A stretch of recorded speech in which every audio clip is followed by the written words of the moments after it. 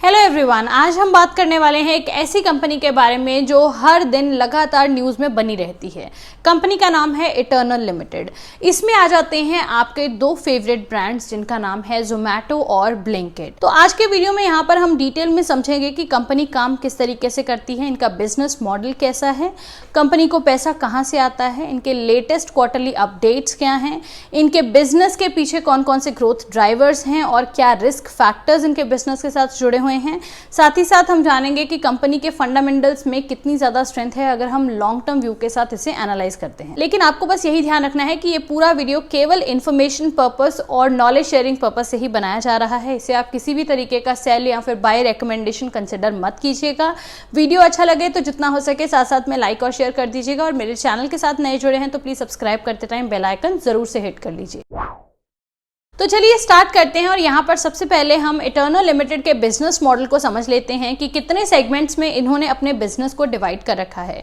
तो majorly eternal limited जो है ये एक होल्डिंग कंपनी है जिसके अंडर सबसे बड़ा नाम आ जाता है जोमैटो का, जो एक फूड डिलीवरी प्लेटफॉर्म है जिसे आप, मैं और हम सब रोजमर्रा की जिंदगी में काफी ज्यादा यूज भी करते हैं। दूसरा इनका जो बड़ा नाम आ जाता है वो है ब्लिंकिट का, जो इनका क्विक कॉमर्स बिजनेस है। जैसे पिछले कुछ सालों से हम देख रहे हैं कि 10-15 मिनट में डिलीवरी का जो ट्रेंड है ये काफी पॉपुलर हो चुका है, तो यहाँ पर ब्लिंकिट एक बड़ा नाम है। तीसरा है इनका जो segment that is hyper pure. इसमें ये रेस्टोरेंट्स और होटल्स को रॉ मटेरियल डायरेक्टली सप्लाई करते हैं और ग्रोसरीज भी ही सप्लाई करते हैं। इनका एक और बिजनेस वर्टिकल है that is dining out and events, जहां पर जोमैटो डाइनिंग डील्स और टिकट बुकिंग सर्विसेज प्रोवाइड करता है। सिंपल शब्दों में अगर मैं बताऊं तो इटर्नल का जो बिजनेस है ये mainly food delivery, quick commerce, B2B supply और डाइनिंग इवेंट्स पर बेस्ड है। अब आ जाते हैं कंपनी के Q1 रिजल्ट्स पर जो अभी जून 2025 में आए हैं। तो यहाँ पर इटर्नल का जो रेवेन्यू है वो करीब 7,167 के आसपास है, जिसमें कि ईयर ऑन ईयर बेसिस पर अगर देखा जाए तो करीब 70% के आसपास की बढ़ोतरी देखी गई है।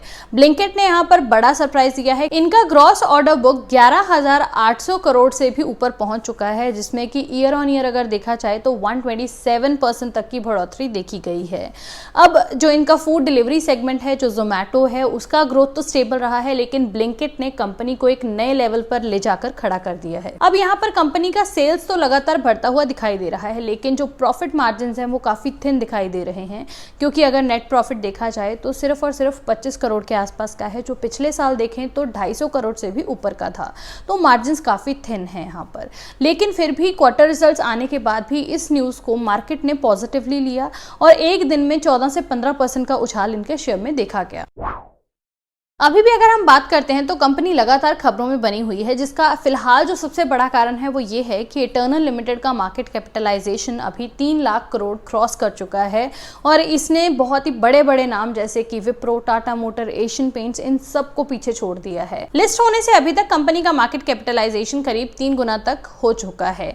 ऐसे में बहुत सी रिपोर्ट्स भी सामने आई हैं जिन्हें आप खुद भी स्टडी कर सकते हो और आप हमारे साथ अपना ओपिनियन भी उसके बारे में शेयर कर सकते हो। फर्दर बात कर लेते हैं, क्योंकि कोई भी बिजनेस है उससे जुड़े रिस्क्स और चैलेंजेस की बात करना बहुत ज़रूरी हो जाता है अगर हम एक होलिस्टिक अंडरस्टैंडिंग चाहते हैं। तो सबसे बड़ा जो रिस्क फैक्टर यहाँ पर इटर्नल लिमिटेड के केस में है वो है इनकी प्रॉफिटेबिलिटी, क्योंकि कंपनी का सेल्स तो लगातार बढ़ रहा है लेकिन मार्जिन्स काफ़ी ज़्यादा थिन है। इसके पीछे का कारण ये है कि कंपनी अपने एक्सपेंशन और ब्लिंकिट की ग्रोथ पर हैविली इन्वेस्ट कर रहा है। सेकेंड जो यहाँ पर रिस्क फैक्टर या चैलेंज हम कह सकते हैं वो ये है कि इटर्नल ने एक लिमिट लगाई है कि फॉरेन इन्वेस्टर्स सिर्फ और सिर्फ 49.5% तक ही अपना स्टेक रख सकते हैं। तो इससे हुआ ये कि MSCI और FTSE जैसे ग्लोबल इंडेक्स फंड्स को अपना वेटेज यहाँ पर कम करना पड़ा, जिस वजह से शेयर पर भी काफी प्रेशर देखने को मिला और करीब 4 से 5% तक की फॉलिंग भी देखी गई। Then third is high competition, because इस इंडस्ट्री में कंपटीशन एक बड़ा रिस्क फैक्टर, एक चैलेंज यहाँ पर कंपनी के लिए रहेगा, क्योंकि यहाँ पर जोमैटो और ब्लिंकिट का सामना होगा स्विगी, इंस्टामार्ट, ज़ेप्टो जैसे बड़े राइवल्स के साथ। और स्विगी तो एक बहुत ही बड़ा तगड़ा कॉम्पिटिटर है यहाँ पर फूड डिलीवरी सेगमेंट में। इन सब फैक्टर्स के अलावा रेगुलेटरी रिस्क एक ऐसा पॉइंट है जिसे बिल्कुल भी इग्नोर नहीं किया जा सकता, क्योंकि ई-कॉमर्स और फूड डिलीवरी इन दोनों ही सेगमेंट्स में टाइम टू टाइम नए रूल्स आते रहते हैं जो डेफिनेटली बिजनेसेस को इम्पैक्ट करते हैं। अब इतने सब रिस्क्स और चैलेंजेस के चलते फिर भी अगर हम पिछले कुछ सालों से जोमेटो की स्टोरी को ध्यान में रखते हैं तो एक बड़ी टर्न अराउंड यहाँ पर इस कंपनी में हमें देखने को मिला है, जिसके पीछे कई सारे ग्रोथ ड्राइवर्स डेफिनेटली रहे होंगे। तो उन सबको भी एक एक करके हम यहाँ पर डिस्कस कर लेते हैं। तो सबसे पहला यहाँ पर ग्रोथ ड्राइवर जो मुझे समझ में आता है वो ये है कि कंपनी ने ब्लिंकिट के जरिए जो ई कॉमर्स इंडस्ट्री में एंट्री ली है वो इनके लिए एक बड़ा ग्रोथ इंजन बना है, क्योंकि यहाँ पर हर क्वार्टर ब्लिंकिट का जो ऑर्डर बुक है वो डबल होता हुआ दिखाई दे रहा है। तो ऐसे में एक्सपेक्ट ये किया जा सकता है कि फ्यूचर में भी ब्लिंकिट जो है ये कंपनी के लिए एक बड़ा की ड्राइवर बन के सामने आ सकता है। Second is food delivery. अब इटर्नल लिमिटेड का जो फूड डिलीवरी सेगमेंट है वो इतने ज्यादा एक सस्टेनेबल लेवल पर आ चुका है। ऑल्सो जो डाइनिंग आउट सेगमेंट है वो भी काफी तेजी से ग्रो कर रहा है अगर हम देखें तो यहाँ पर भी कंपनी के लिए काफी ज्यादा ग्रोथ पोटेंशियल दिखाई देता है। थर्ड इनका ग्रोथ ड्राइवर जो है वो दैट इज का हाइपर प्योर सेगमेंट।